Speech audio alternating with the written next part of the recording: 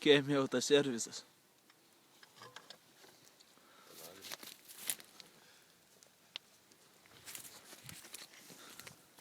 Vienas dirba, 3 žiūri.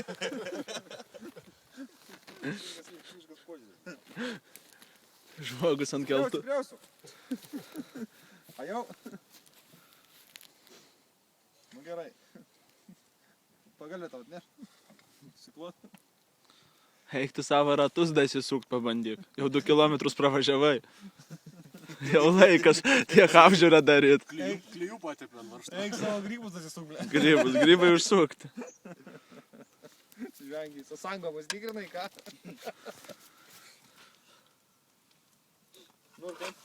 Vieną nustovi, viskas čia normaliai. Čia vat į forumą reikia įdėti, kaip tvarkoma mašina gamtos sąlygom. Bet kuvalda kaip didelė. Duoj, kad zapiukot, nežinau.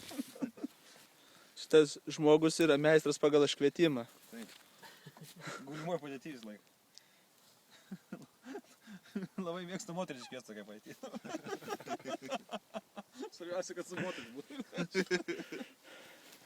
Turi kredą, botelį nusiaum. Kas žino, kam šitas skylė?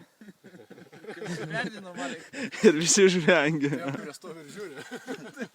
Nenori kišt pamokavoti ant kanos. Pabandyk. Tai kojas bet trumpas biškė, ne tokia maukščiai. Ta visi liftą vežiuojasi, kad galėtų aukštis derinti.